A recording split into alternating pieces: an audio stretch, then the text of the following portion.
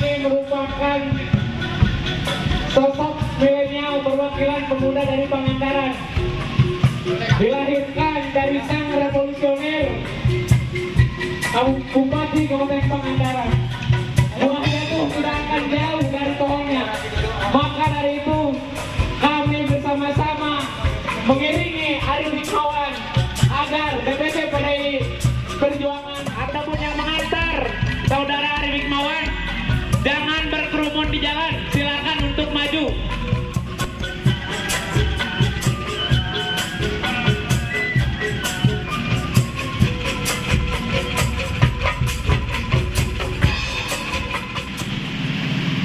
Teman-teman yang masih di jalan, silakan untuk masuk ke parkiran.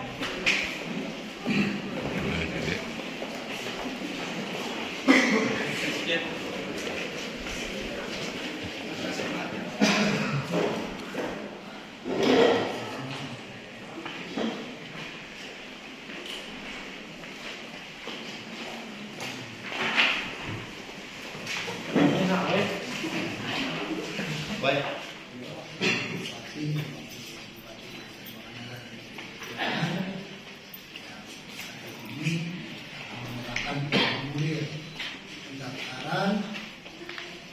Untuk menjadi calon bupati dan wakil bupati Kabupaten periode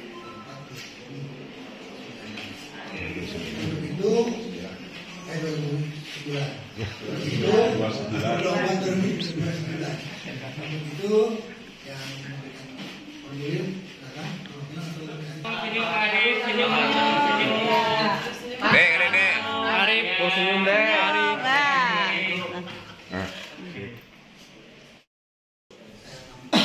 Terima dan dinyatakan lengkap secara administrasi. Arief, ya sih. Siap. 1, 2, 3. Senyum, senyum Pak Arief, Pak Arief senyum. Iya. Alhamdulillahirrahmanirrahim. Wassalamualaikum warahmatullahi wabarakatuh. Yang saya hormati Muhammad Arief Hikmawan beserta rombongan dan keluarga, teman-teman pengurus DPC, Bapak Ibu hadirin sekalian yang saya hormati, saya banggakan. Yang pertama tentu mari kita panjatkan puji kepada Allah Subhanahu Wa Taala. Siang yang berbahagia ini berkumpul bersilaturahmi dalam keadaan sehat walafiat. Salam salam senantiasa discurahkan bagi kita Nabi Agung dari besar Muhammad, untuk keluarganya, sahabatnya, dan kita semua dan saudara. Jadi sekalian, putra sang fajar Bung Karno mengatakan, andaikan diberi aku hidup lebih dari 1 kali, maka hidupku untuk mengabdi pada bangsa dan negara. Bu Mega mengatakan, Bung Karno mengatakan bahwa partai sebagai umur dari perjuangan di dalam demokrasi Indonesia. Bu Mega mengatakan politik mengandung tanggung jawab terhadap kemajuan bangsa dan negara. Seluruh proses politik, rekrutmen calon pemimpin bangsa dilalui oleh partai politik. Nah tentu hari ini kami keluarga besar dalam cabang PDI Perjuangan membuka seluas-luasnya pendaftaran menjadi calon kepala daerah di Kabupaten Pangandaran pada pemilu 2024, baik kader, tokoh masyarakat atau semuanya. Dan dilakukan seperti ini agar orang tahu bahwa PDI Perjuangan proses rekrutmen kader, rekrutmen tokoh masyarakat melalui satu proses yang terbuka, yang tidak ada bisik-bisik dan apapun dikatakan sekarang. Tentu pemilu bukan siapa yang jadi bupati, bukan siapa yang jadi wakil bupati. Pemilu adalah bagaimana ke depan Pangandaran lebih baik. Apa yang sudah kita dapatkan dipertahankan dan kurang diperbaiki sekalian.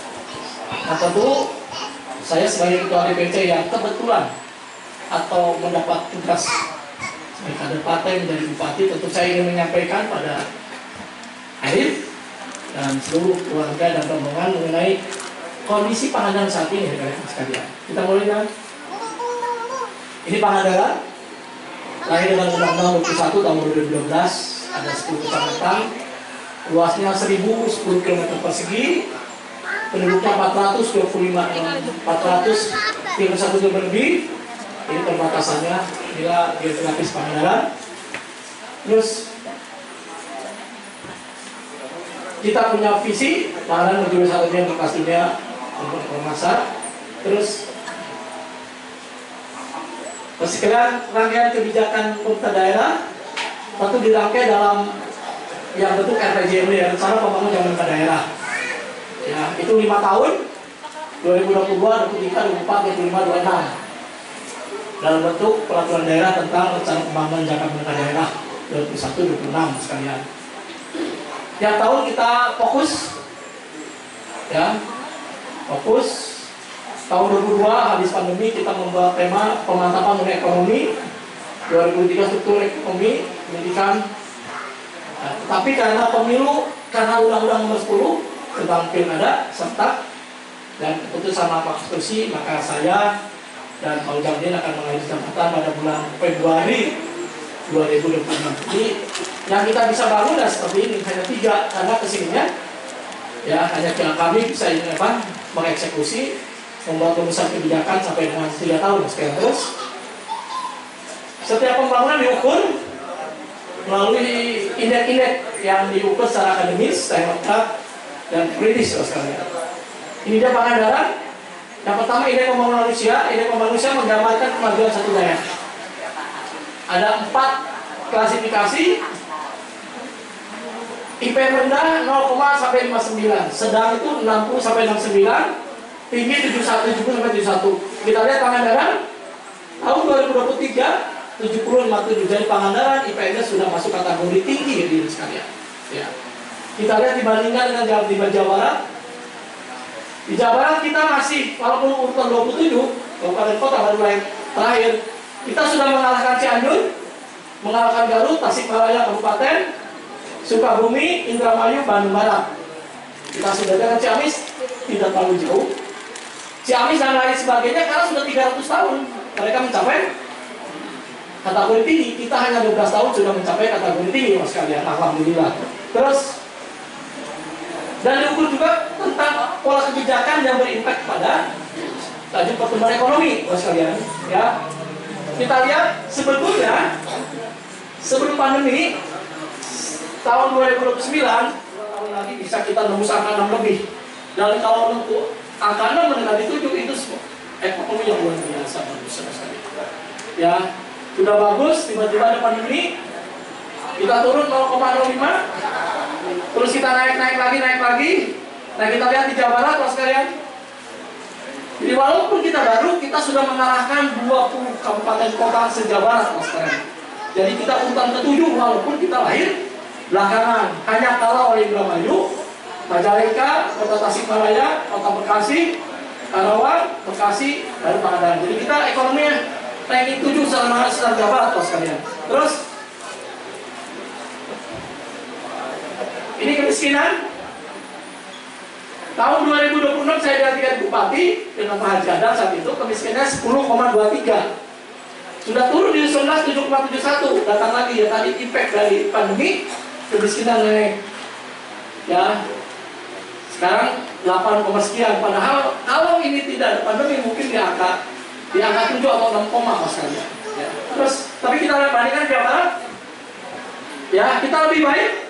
Kemiskinan kita lebih baik dari Indramayu, Kuningan, Tasikmalaya Kota, Majalengka, Cirebon, dan Kabupaten Tasik, dan Garut, mas kalian. Dengan Ciamis hanya beda dikit, mas kalian. Ini mungkin PR yang paling harus dilakukan, diperbaiki, dilakukan. Terus pengangguran kita terbaik sejak berapa? Ya, jadi di pohon orang-orang digawe, kecuali nusuk-nusuk ini, nusuk pas sore. Pulang gawe, Pak. Pulang gawe atau nusuk pas sore nusuk baik. Di mana gawe-gawe yang terbaik. Terus jadi pemerataan penghasilan, ekonomi dan sebagainya, kesejahteraan disebut generasi itu semakin rendah semakin baik. Jadi kaya-kaya miskin-miskin generasi ini. Kita ini nomor 2 saja. Jawa Barat, mas kan. Terus indeks kinerja kita, pendidikan kita 91,38 dari 100, di atas rata-rata nasional 87. Kesehatannya 92,17 dari nilai 100, jadi ada kurang sekian. Di atas nasional, pekerjaan umum juga ini akhirnya 88,8 oleh Anderson. Kategori A, jadi kualitas pelayanan kita kualitas tertinggi. Nah ini yang perlu perhatikan. Jadi kalau ke puskesmas di Bauda Cicing, tegur bapak kualitas tertinggi puskesmas. Ini yang saya perlu perhatikan karena ngapain kita bupati ngurus apa? Kan begitu. Ya. Terus sama Pak RUC sebagai terus SPP ini bisa kita sangat tinggi.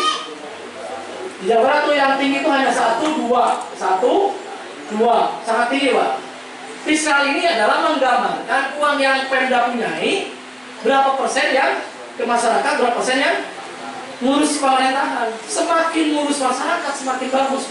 Namanya sangat tinggi waskatian, tapi fiskal kita sangat tinggi.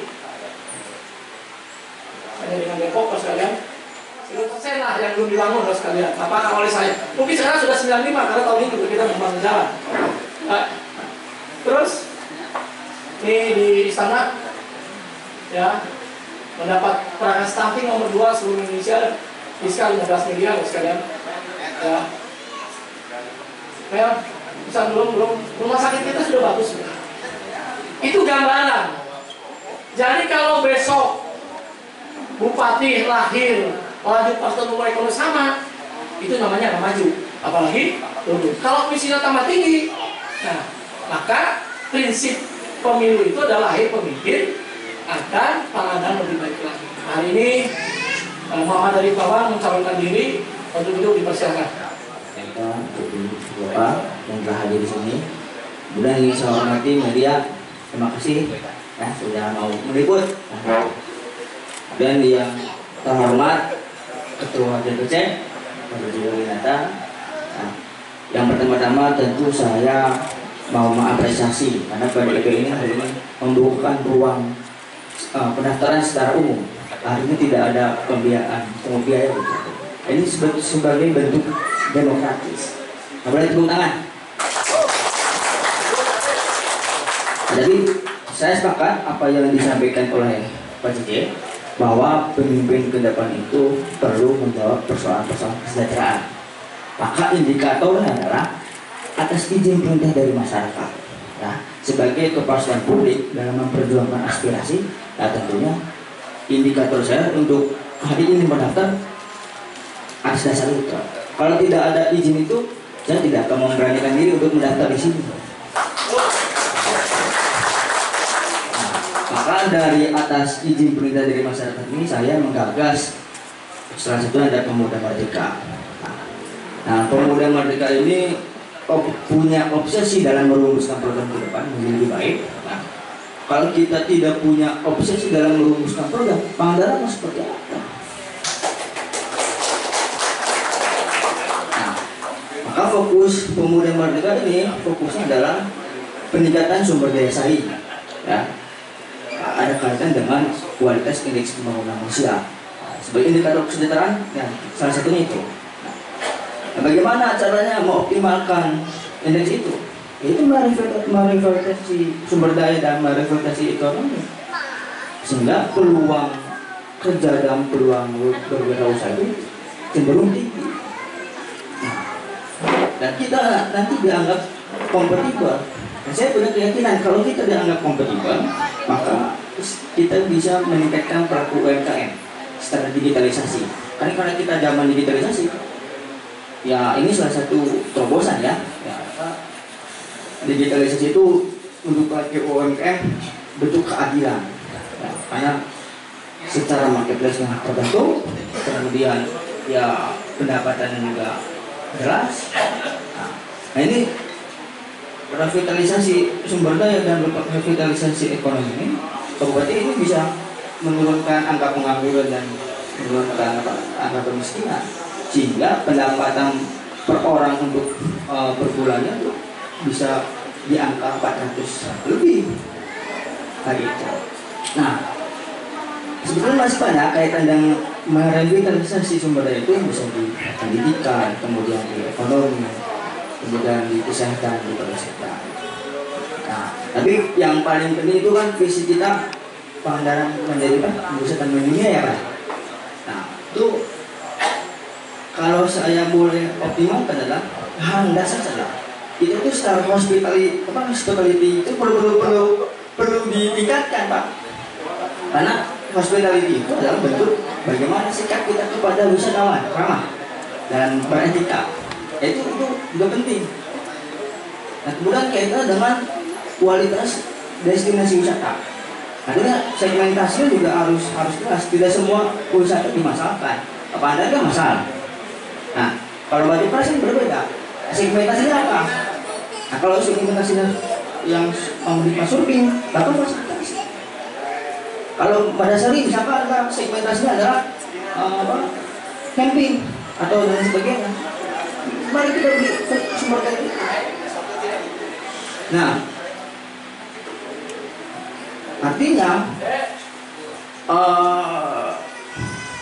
kita itu perlu destinasi yang berkualitas. Nah, jadi itu salah satu poin-poin yang menurut saya itu penting. Nah, selanjutnya itu terkait tentang cyber hoax. Nah, cyber hoax itu penting Pak untuk menengkas isu-isu yang tsunami, isu-isu hoax. Mungkin kita bisa libatkan influencer untuk bagaimana menangkap isu-isu. Nah mungkin yang paling terakhir ini Pangandaran itu PAD di luar malam minggu itu suka rendah. Apakah itu perlu dengan event? Apakah resolusinya diturunkan? Nah itu masih banyak lagi berkaitan dengan revitalisasi itu. Tapi ini Pak JJ ini perlu dirumuskan tahap muda.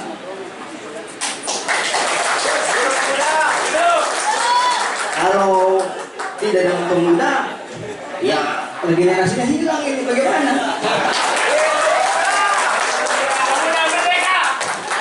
Itu mungkin nanti kami undang para mahasiswa untuk merumuskan ya. Assalamualaikum warahmatullahi wabarakatuh.